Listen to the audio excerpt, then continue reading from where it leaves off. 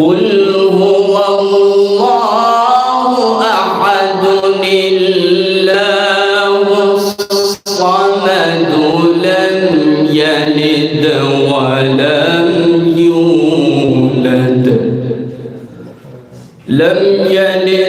ولم يولد ولم يكن له كفوا أحد صدق الله العظيم.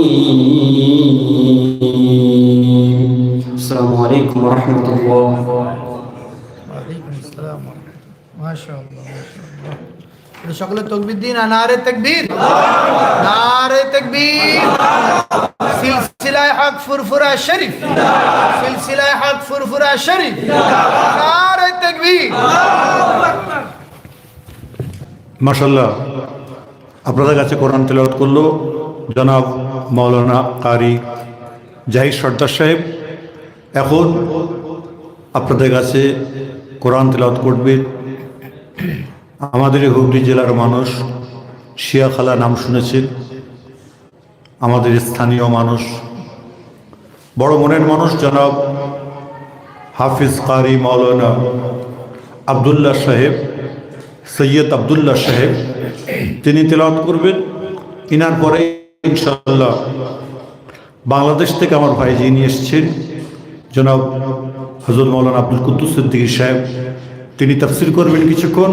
তারপরে ইনশাআল্লাহ কারি হেদায়েতুল্লাহ সাহেব কোরআন তেলাওয়াত করে আমরা আখিরি দোয়া করব ইনশাআল্লাহ। সবাই খুশি তো নাকি? একবার সবাই তাকবীর, নারে তাকবীর।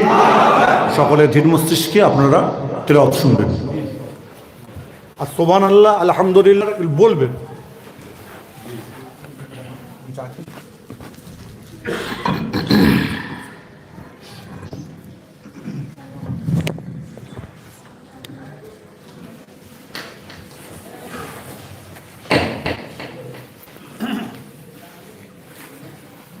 আসসালামু আলাইকুম ওয়া রাহমাতুল্লাহি ওয়া বারাকাতুহু। আলহামদুলিল্লাহ, মহান আল্লাহ পাক রব্বুল আলামিনের দরবারে আমরা শুকরিয়া জ্ঞাপন করে শেষ করতে পারবো না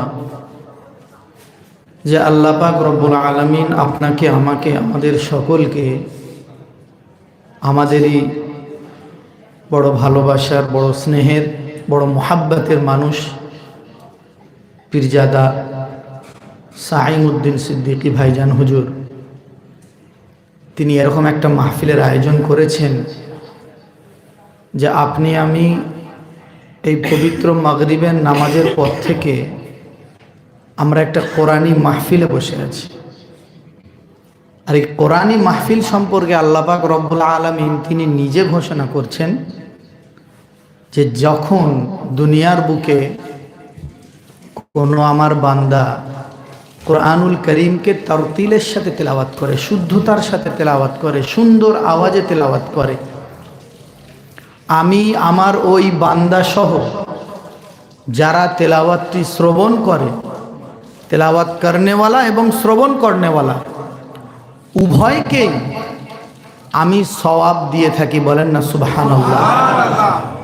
আল্লাহ পাক এই কোরআন তেলাওয়াত সম্পর্কে নিজে ওয়াদা করেছেন, কিন্তু তেলাওয়াত করনেওয়ালা এবং শ্রবণ করনেওয়ালা, শুননেওয়ালা উভয়ই সওয়াব পাবো আমরা ইনশাআল্লাহ। এবং আমরা আশা করব আমাদের এই মাহফিল, এই কোরআনী মাহফিলটা যেন আমাদের সকলের জন্য নাজাতের জারিয়া বেনে যায়। বলেন না আলহামদুলিল্লাহ।